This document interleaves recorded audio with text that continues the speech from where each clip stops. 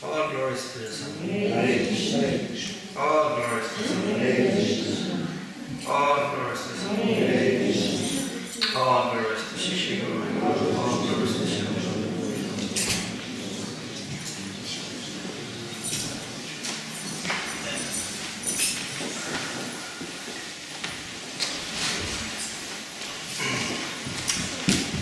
Om Namo Bhagavate Vasudevaya. Om Namo Bhagavate Vasudevaya. Om Namo Bhagavate Vasudevaya. Om Namo Bhagavate Vasudevaya. Om Namo Bhagavate Vasudevaya. Om Namo Bhagavate Vasudevaya.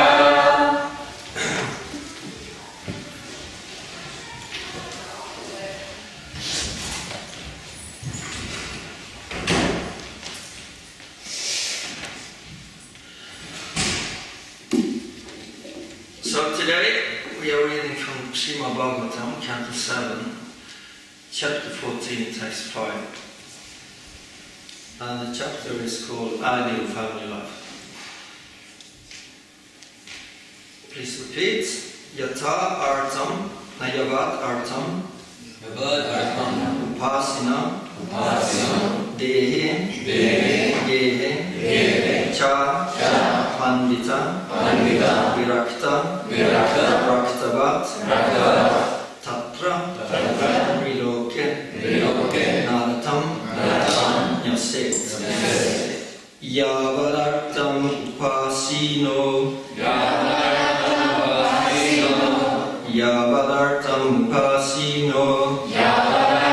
Upasino, Dehe Gehe Cha Pandita, Pandita, Virakto Raktavat Tatra, Virakto Raktavat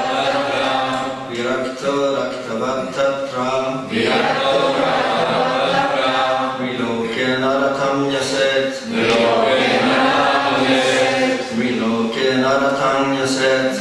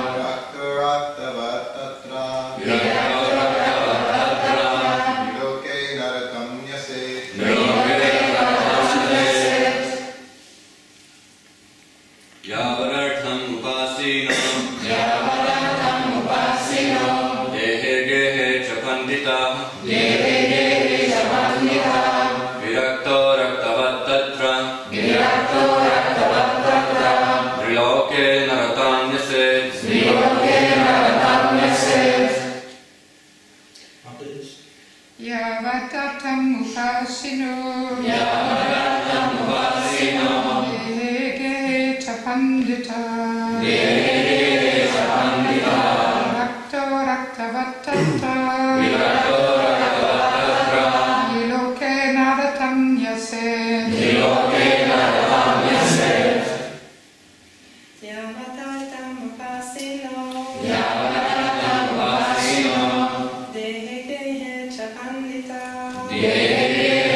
Pandita, Virato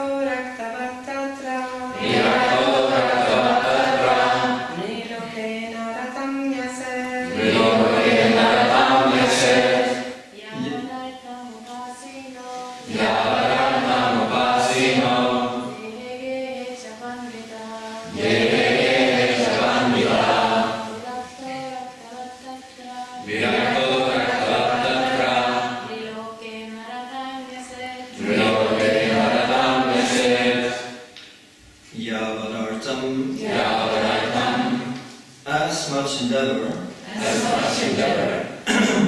for one's livelihood as necessary.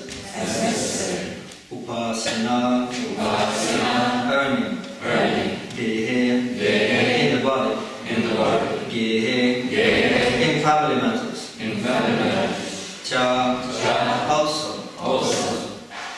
pandita, one who is learning, virakta, not at all attached, raktavat, as if very much attached, tatra, in this, triloke, human society, naratam, human form of life, nyaset, one should depict. Translation and purport by His Divine Grace Srila Prabhupada. While working to earn his livelihood as much as necessary to maintain body and soul together, one who is actually learned should live in human society unattached to family affairs, although externally appearing very much attached. This is the picture of ideal family life. And Srila Mahaprabhu asked Ramananda Roy about the goal of life. Ramananda Roy described it in different ways, according to the recommendations of the revealed scriptures. And finally, Sri Ramananda Roy explained that one may stay in his own position, whether as a Brahmana, Shudra, Sannyasi, or whatever, but one must try to inquire about life's goal, Atata Brahma Jigyas. This is the proper utilization of the human form of life. When one misuses the gift of the human form by unnecessarily indulging in the animal propensities of eating, sleeping, mating, and defending, and does not try to get out of the clutches of Maya, which subjects one to repeat birth, death, only in disease, one is again punished by being forced to descend to the lower species and undergo evolution according to the laws of nature. Prakrite kriyamanani gunai karmani sarvasya. Being completely under the grip of material nature, the living entity must evolve again from the lower species to the higher species until he is at last returned to human life and gets the chance to be free from the material clutches.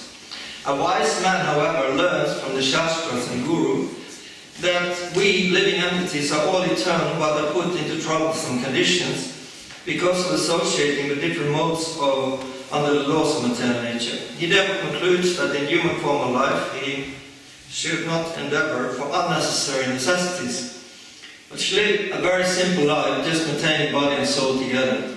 Certainly one requires some means of livelihood, and according to one's varna and ashrama, this means of livelihood is prescribed in the Shastras. One should be satisfied with this. Therefore, instead of hankering for more and more money, a sincere devotee of the Lord tries to invent some ways to earn his livelihood, and when he does so, Krishna helps him. Earning one's livelihood, therefore, is not a problem. The real problem is how to get free from bondage of birth, death, and old age.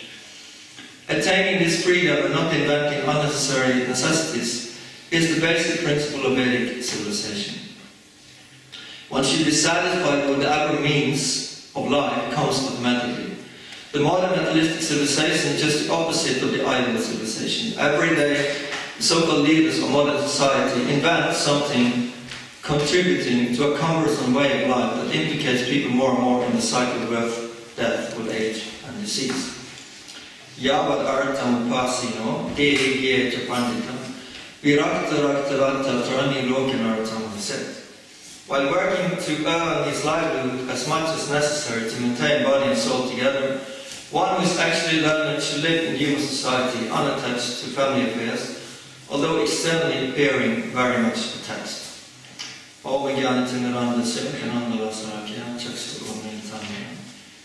Tasmai Sri Guru Venamaha, Shri Chaitanya Manobhistam, Staditamina Bhuktana, Swayamaruka Ramanam, Dadati Sva Varantikam. So,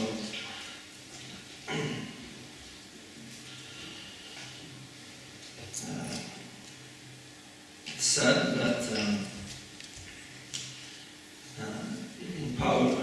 empowerment comes by getting an order to do a service.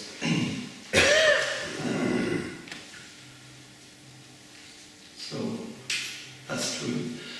But I still would ask for permission from Srimad Bhagavatam, so to get the special permission to speak. This is not something new. Prabhupada made disciples speak quite a lot in front of him. So. Anyway, I'd like to say a little bit first before we get into the topic of the verse. That Sri Prabhu was yesterday narrating about an incident in Hawaii where one disciple independently sold a temple and bought a farm instead. And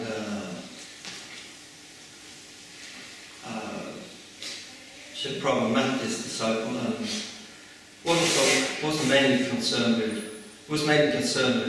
bringing the disciple back. And the problems with the temple was like secondary thing. But the disciple didn't reciprocate too much with his plea. So the Prabhupada said afterwards that he's a rascal. But I love him because he has done, because of the service relationship, he has done a lot of service. So then Sri Prabhu said that yes, we're all rascals. Even though we didn't sell a temple, we almost didn't sell temples. We're still rascals, and we are just living at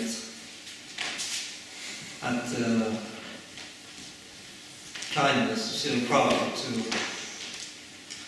offer us some service. And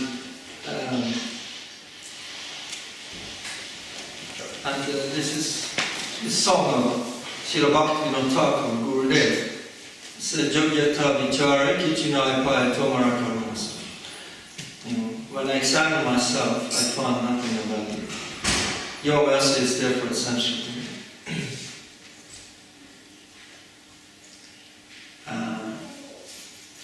And if you don't give me this mercy, I will not maintain my life, I will weep constantly. So this is true. Even if we are not rascals, it's true. Even if we are the most pious person in the world for millions of lifetimes, there is no qualification for pure devotion service. Tatra laudam abhimulya mekalam janma kuti sukitana labhyate. See, Krishna Bhakti Ras Bhavitamati Kriyati Yadikita Vilayat. The Krishna Bhakti Ras, the Krishna consciousness or taste or pure devotional service cannot be attained by millions of lives of pious activities. It can only be attained by greed. But where does that greed come from? It only comes from those who have the greed. So, if we are offered a service for somebody who has the greed, that's our only chance. And therefore, Goswami says, if it's available, take it. Don't wait, because it's not always available. Actually, it's very rarely available. But this is the situation that Sri Prabhupada. I remember that poster in the 90s, which was used for the Prabhupada Marathon. It was a big poster of Prabhupada in this. You've probably seen it. The sun is very red, and it's like everything's very red and orange. And he's having a special look with the tears in his eyes, and he's kind of begging. So the text is, come and get the mercy. So come and get the mercy in this case means go out on book distribution. But come and get the mercy, actually it's not just that. It's come and do any service. Come and get the mercy.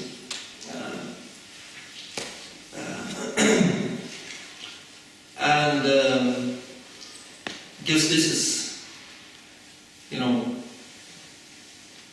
Northern Thakur is singing, Gaurang Gira Sangigane, Nitya Siddha Karivane. If you understand that Lord Chaitanya's associates are Nitya Siddhas, eternally liberated souls, then you will be liberated also. If one actually wakes up to the fact, so, one thing, waking up to the fact that Krishna is actually his holy name, and the deity, and the Bhagavatam, but also waking up to the fact that Gauranga Samikanya, and Srila Prabhupada's eternal associate with Lord Chaitanya, and Raga Bhakta from the spiritual world, then that's such a mind-blowing realization when one actually understands that one will go and get mercy. Like I had there was this, just short time ago, I was standing in front of the deities, Nittagora Center in Stockholm, and deity meeting, and was praying to the deities, and praying to the deities to give me a place at Prabhupada's service. And then my mind became a little ecstatic, and I was thinking, this is the highest position in the universe, to have a place in Prabhupada's service. So mine was thinking like that. There is nothing higher than this. And then just at that moment, Lord Nityananda's daughter was heavy cloth and was bound up like this. And it, boom, fell down. And everybody saw it. And then Lord Nityananda, yes, Thomas, it's true. You're right. So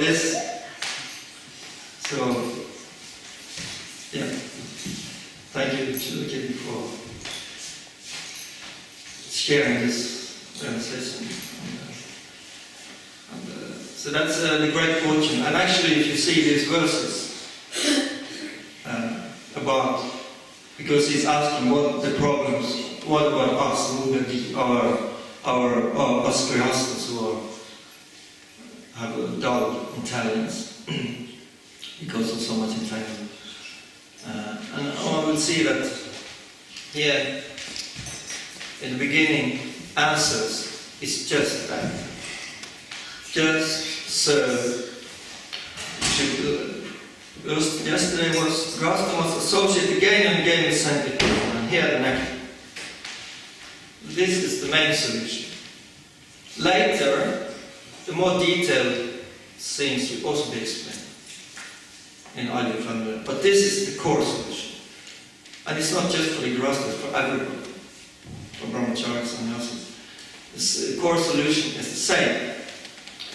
But specifically, here it said, you have to again and again, over and over again, very much.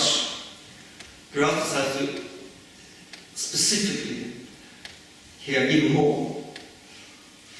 Because it's a more dangerous position. So actually, by Prabhupada's mercy, we are already placed in the solution in this movement. Whatever it is put up for us in this is the solution, according to the instruction here.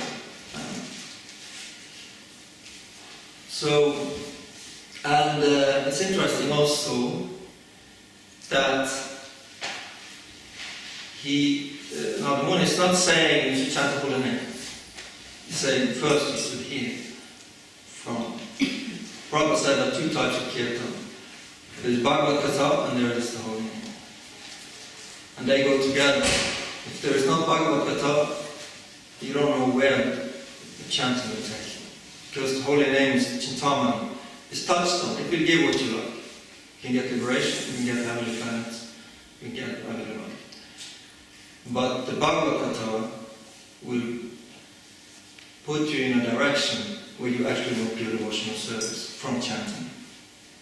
You will actually chant in separation from Krishna. So because Dharma Project Kaitavata, the Bhagavad kicks off anything else than just pure devotional service. So, Chakshudana Devajay Janjan Prabhu say, Divya Vedi Prakashita. And that he opens my darkened eyes and fills my heart with transcendental knowledge. This is very, very important. This is the main function of sadhu, guru, is to take us out of this ignorance.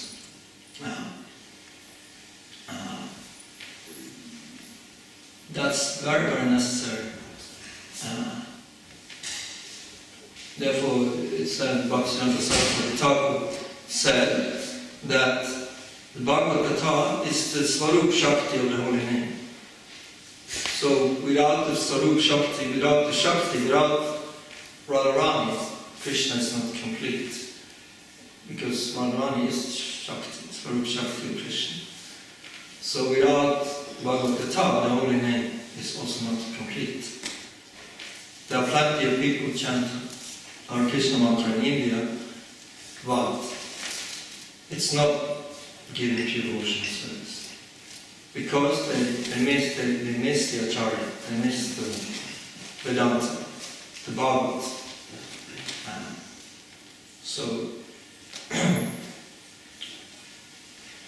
therefore here, in these beginning verses, where it's emphasized, it's an over and over again, associate and hear. And then you can be able to, when that is going on, then one can be able to follow instructions of this verse. That you should earn your livelihood as much as necessary, keep the body and soul together, and live unattached to family affairs and appear unattached. This, to be able to do these things, is only possible when you do the first, namely to hear over and over again Bhagavad Gita in the line of pure devotees. Because even if you want to do these things, I want to live a simple life, I want to be detached, I want to do my duties nicely, be attached, you won't be able to do it.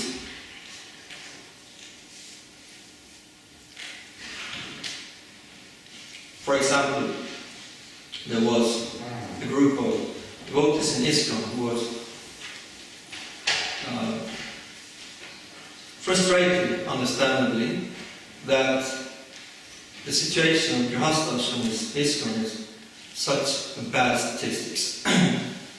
So they decided, now we're going to really get into the Grihastha and really take that as a mission to really develop the Grihasthashram according to instruction, things like that. Problem is they got so much into it that it overtook the basic principles of Krishna consciousness, and it went at the cost of the hearing, the basic sadhana. The result was that they lost their faith in pure devotional service, and on top of that, their grihastha became a mess.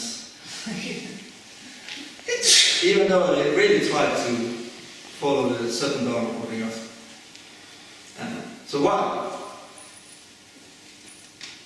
Because if you neglect Krishna, then whenever you try to make success, and even you follow the instructions of the house, it will be Krishna saying, Moga sa moga karma, moga jnana vichetasa, rapsasa. Those who neglect me, avajananti mamuga, they, whatever they try for in knowledge and undertakings, will be failure. Krishna saying in Bhagavad Gita. So, Therefore, so this is the basic, and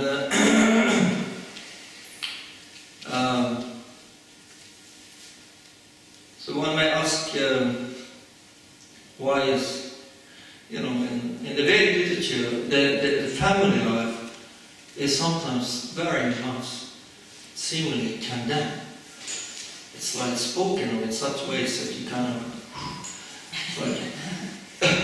like Graham Undercooper.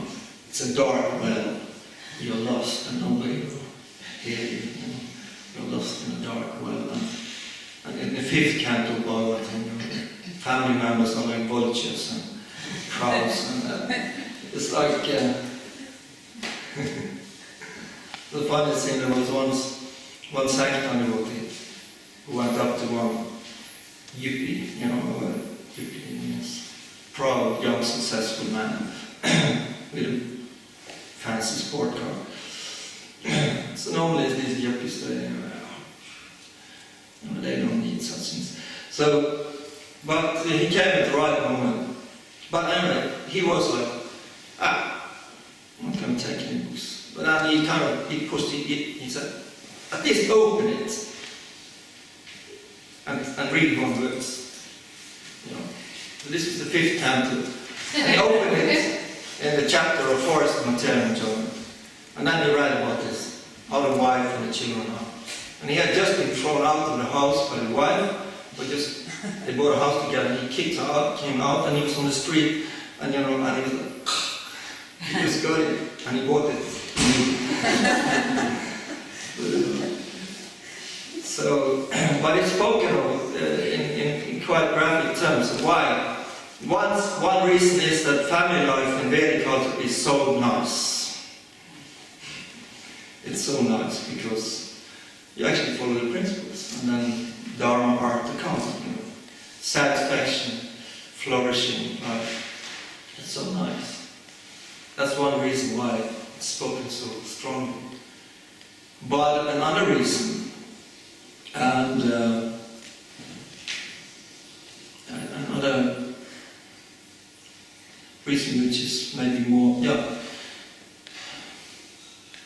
even more deep and more, actually the bottom reason is that what is it that makes or could make family life such a disgusting thing?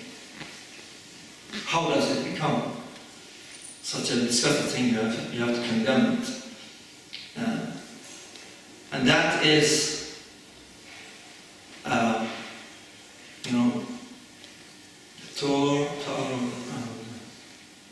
Grihavattanam atavdriya chetta satapta vitar janasya yaham yamahameti. It's described by Rishabh. That couple got together, Maituni, the Radha and Krishna are united again. And then comes Maituna Bhava, this feverish, romantic, around sex life, and the knot of it, ego is knotted. And then comes Atogriya, then comes the whole, then comes the property, then comes the children, then comes the relatives, then comes the bank balance. And then from this comes Janashya Hamyama, this illusion. It's me and it's mine. So in other words, the pride comes in. That's the problem. The prestige. This is me, what I've done, created, and it's mine to enjoy. I have a right to enjoy it. So this, of course, can happen in any ashram. Prabhupada mentioned in the Nectar of Devotion that sometimes sannyasis or brahmacharis become attached to things in the ashram like pigamsas and things like that. So, but then he says, it is not such a big problem. So you cannot compare. It's not the same level of entanglement that in Grihastha life. Grihastha life is a much more dangerous position. There are so many more things to make you proud and be subjected to prestige.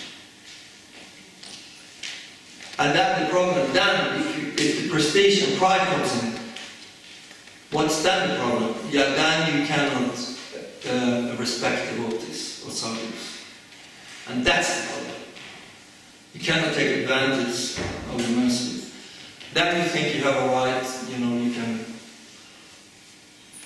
Even when you really enjoy it and you have done so many great things, then you think you have the right to do so many things, which is actually not proper. Because here it said you should be, Oh, in the previous verse, you should earn all your things by honest means. But if you are too much prestige and pride, you can think, I can do different things because, I'm responsible. I'm taking care of my family. Like this, I took extreme example, this Valmiki Muni, when he met Narada, he said, why are you robbing the sadhus? Yeah, I'm maintaining my family. So he thought it was okay to do it because I'm maintaining my family, it's my dharma. So this is pride and prestige, because I'm maintaining my family, therefore I can do this. And then he turned him into Valmiki Muni, he became a great saint. He spoke to Brahma. But this is the problem. How this prestige comes in, that's the dangerous thing. Otherwise, just to have an opulent family life, it's not a problem in and of itself. Maharaj Yudhishthira, Pundarik Vidajini, he was very opulent. Even Gadara Pandit had some doubts because of that. There's not so many great devotees have been in a very opulent position. But it has not been a problem. Like Priyavrata, he was a brahmachari, and then he was induced to become the king of the universe. And he was a little bit apprehensive, will this entangle me? And Lord Brahma said, no, just take shelter of inside the lotus. Of the lotus, inside the lotus. In other words, just take shelter of pure devotional service. And you will not be entangled. This was the promise of Lord Chaitanya. It's a concession Lord Chaitanya spoke to everybody, all grihasthas, all family people in the villages. He spoke the same message. They wanted to go with him. They said, no, you stay, you chant Hare Krishna, you preach, and Tomara Vishaya Taranga, I promise you, you will not be. Your agitating life, because it's agitating to be a grihastha, you have to deal with so many agitating objects, like reminder of all the voices you didn't pay, and in castle, and there's so many agitating things all the time. And but Lord Chaitanya said, if you do this, and this is Lord Chaitanya's concession for the four people of Kali Yuga, specifically congregational members, if you do this, simple principle, you chant Hare Krishna, you contribute to the preaching locally, and then I promise you, you will not, the agitation will not destroy your spiritual life. Because that's what we think. Oh, I'm so agitated, therefore, oh, it's threatening my spirit. No, it's not. If you actually believe what Lord Chaitanya says. But you have to do what he says. If you do what he says and have faith, then one can nicely have a, I would say, spiritual grihastha life. And then one will be blessed by, the mercy to actually find out what is necessary for me. Prabhupada said, and you will actually be blessed with the consciousness that earning livelihood is not a problem. The real problem is to get free from the bodies. This is liberated consciousness.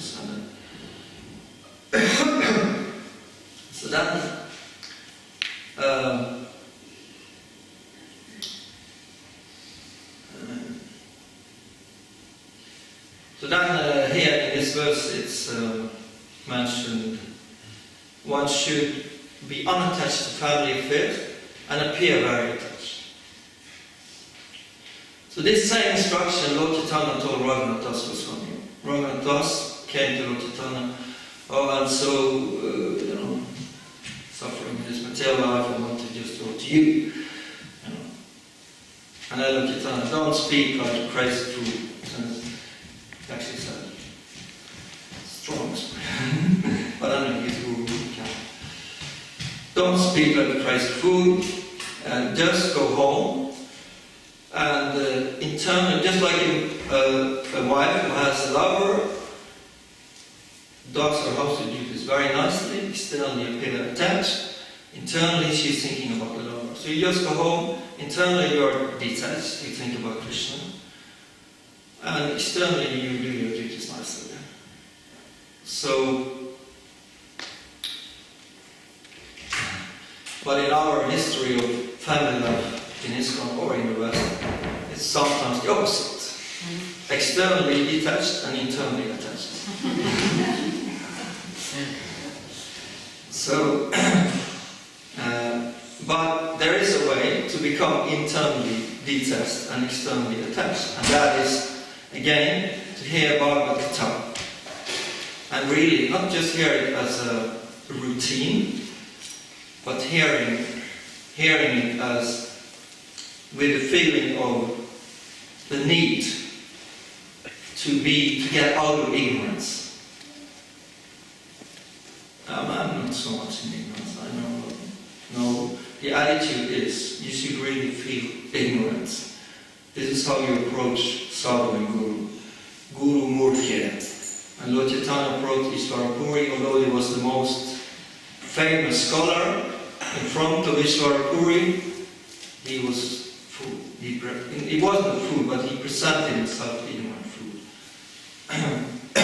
Because then you can actually hear and be blessed by the realizations. Because there is a message of Krishna. I always see that, like, the Bhagavatam is Krishna. Idam Bhagavatam Nama Purana Brahma Samhitam. It is Krishna appearing as a book. This is because this is mentioned in the Bhagavatam.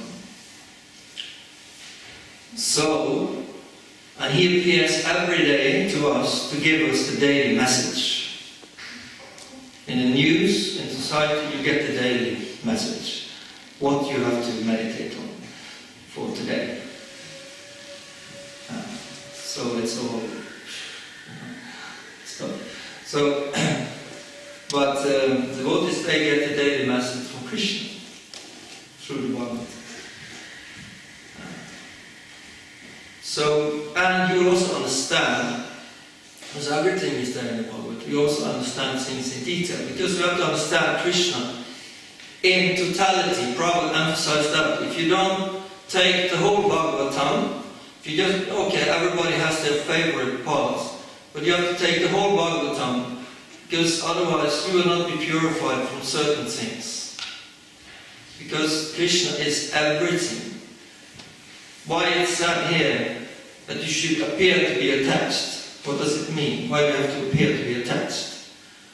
Why can't we just be? Why can't we just be internally detached? Is this enough? No, you should appear to be attached also. What does it mean to appear to be attached? It means you actually respect the material energy you're dealing with. It's Krishna's property. And you deal with it responsibly according to the laws of Krishna. Because it's Krishna's property. So then you appear to be attached because you deal with it very carefully, just like any materialist. Materialists, they can deal with things very carefully. They have their companies, they have their whole etiquette, their whole system of laws, and they're very careful how they are dealing. Because they want the result. Like in the karma count section, you have to be very careful how to chant the mantra. If you chant wrong a little bit, you won't get the result. So they are very careful to chant the mantra so they can go to heavenly plans. So if you are very careful when you're dealing with material energy, you will appear attached. But actually not. Because Prabhupada was very carefully dealing with material energy. Lakshmi, resources, we tell people go and close that tap in that garden, don't waste Krishna's.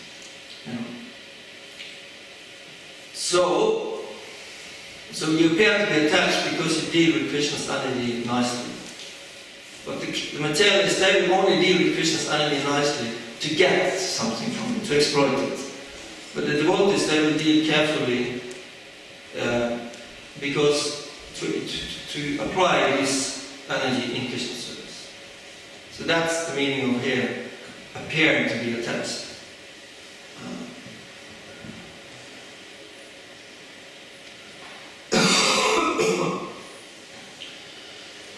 So, but Sankirtan is the Yuga Dharma. Yatra Sankirtanenaiva Sarasva Artha Abhilavite. That Advaitacharya's conclusion was, even though the Vedic literatures are there, and people try to follow something, it doesn't work. So they will say only Krishna has to come. These things, it's not working. So only Krishna has to come. And he came as Lord Chaitanya introduced Sankirtan.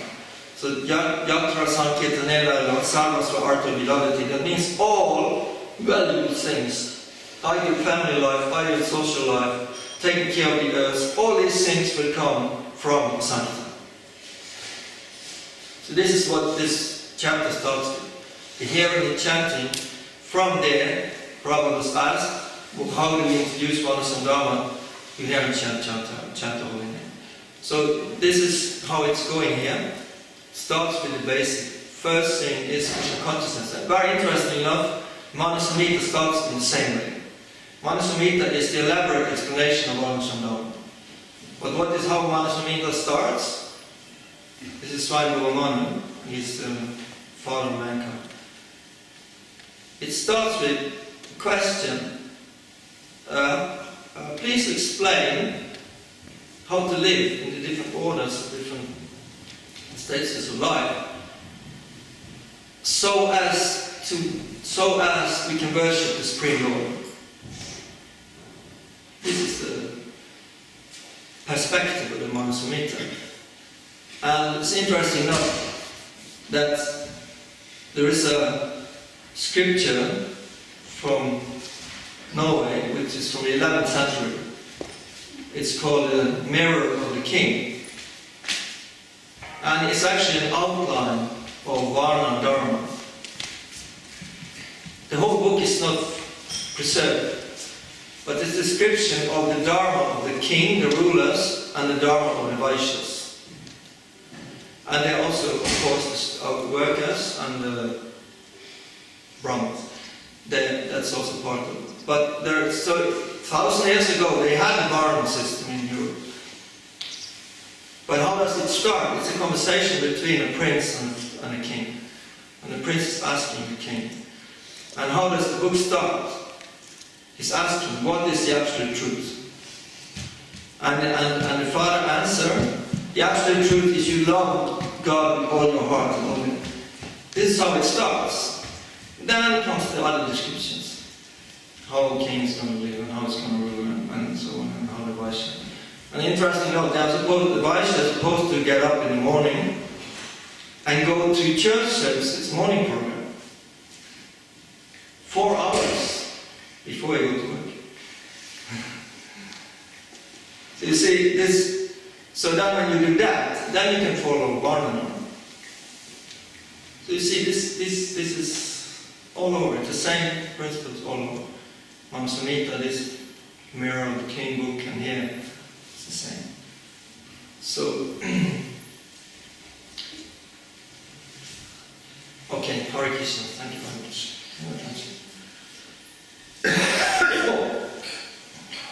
I guess there's one person. Yes. You talk about Grihastas they get too attached to things and with a certain group. But we first got to Bhaktivedanta Manor in England many years ago, it was a bit like this, and I was looking after Krishna's cows. And the Indians used to come to the temple, and they used to tell us how they used to decorate the cows on Govardhan Puja and things like this. So I wrote Prabhupada a letter, and Prabhupada wrote back and said, I was asking in the letter if we should do the same. We should decorate the cows and do this like this. And Prabhupada said, this is not important. He said, what is important is you're following the 4 regulated principles and you're chanting 16 rounds a day. So we were just young grihastas at that time, getting into all this. And this was the basic instruction. Follow the 4 regulated principles, chant 16 rounds. That is the most important. Yes, the Sankirtan is the Yuga Dharma, and that has to be the basis. And then, from there, with patience, we try to, but Prabhupada said, not the first generation, the third generation said that things, the social culture will maybe be. And Bhaktivinoda Punaswami, some years ago, he had a lecture here on culture, which is his expert field, and he was kind of saying, for the first generation, you can just forget. I was offended. What do you mean? Like, forget about any, very good rehearsal. It's a little category, but I appreciate it. But even we have deficiencies. If at least like Srila said that Prabhupada had this, do you try? Do you try to live? Then try to practice Krishna consciousness like it, then it will work. But to see the really nice development of social culture, we have to be patient. But it is part of our mission, so. But it always goes back to the same thing, that if we go into this, but we forget about the basics, it will not work. And this is how this chapter is constructed. First, hear a lot. Yes? You mentioned something that in the other ashrams, except in the Master ashram, which is not a little bit more gross attachments, which can be a stamping block. You mentioned like Ramachara ashram, only the Gamshas can be a cause of effect that attachment. I just want to mention there is also said that, for example, Sannyas ashram can be also name, fame and glory. Yes. In more subtle stumbling blocks, Yes. which can come, attachments are on different levels. Yes. So this is also something to, that can be in all ashrams, but it's like... Can be, yeah. Therefore, sannyasis have to be discussed this when we take the sadhana. It's important to have peer association. Also one thing, the biggest householder who is that? No, not in this universe. Lord Brahma. His household is the whole universe. He has created everything. You create your house, but he created everything. He's the biggest householder. What does he do before he creates? He prays to Krishna. Please protect me. I will not become proud when I create the universe. And what's Krishna's answer? He speaks Chatusloki Bhagavatam. Now you will be proud. Just one quick comment. Once I heard Bhakti Bhagavad Swami mentioning in Mayapur that he was saying being guru and sannyasi is like the last chance once again to imitate Krishna. Exactly. The very last one type thing. Yeah, I wanted to thank you for this point that you're stressing. This chanting, we're having these meetings and congregations to chant more kirtan, and that you're stressing also that it's very important based on the Bhagavatam. I think it's very, very good point. I'm just thinking something, isn't it also the other way around? In order to hear the Bhagavatam, we need to also chant to have the clarity and the purity and the, so they... Yeah, so like you have been told, so the sharing is important. People speak also speak their session experiences together, not in different speaks and this is like, Krishna saying, Bodhayanta Parasparam, Tushyanti Charamarticha. The devotees derive satisfaction from enlightening each other about me. High test. So this is, Lord Chaitanya, spent 3 hours Bhagavatam with Radha Pandit every day, and then a few hours in the evening. And you mentioned Radha Maharaj and Bhakti Swami, they were just discussing about Chaitanya Katha. And then this is also get attached to the holy name, but also get attached to speak about Krishna. Or Krishna can't just stop it, anything, the glories of the sanctum. This is also. Govinda Maharaj's Bhagavatam classes used to be 3 hours every day. Every day. Last time. Okay, last. You mentioned that the hearing Srimad Bhagavatam is the Swarup Shakti of Krishna. Is the Swarup Shakti of Krishna. Swarup Shakti. now the Bhagavad Gita is the Swarup Shakti of the holy name. Oh. There was Bhaktisiddhanta Saraswati talking about said there are 2 types of kirtan, the holy name and the Bhagavad Gita. Like that the Prabhupada said book distribution is Priya Nirvana, the big kirtan. So, but there is a connection, it's not all one, the holy name, and this is the Swarup Shakti. And what the Swarup Shakti, what's Radharani doing for Krishna is glorifying Krishna. So the Bhagavatam is saying glorifying the Prabhupada said that my books are purpose of the holy name. So purpose is a glorification. When as you worship the Bhagavatam, you will be able to understand how Krishna is acting. Because that's actually, Krishna is the absolute truth. And it says illusion means you see something separate from Krishna. So, but if you worship the Bhagavatam, then this illusion will be removed in all kinds of different ways. There are so many, and all stories have a certain function to remove certain illusions and certain objects. Like these bizarre stories in the Nine Cantos. What? Why these stories are there? But they are there to remove potential perversities, so whatever it is, the potential things, that, for example, Indra is too much sometimes. How can he do? He rapes the wife of the sage. I'm not doing that. I wouldn't do that. But if you think, therefore you are better than Indra, because you don't do that, then you miss the point. Then you fail. Because the point is, you tickle your pride.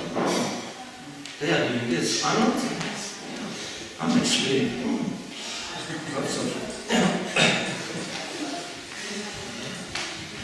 Okay. All glories to Srimad Bhagavatam.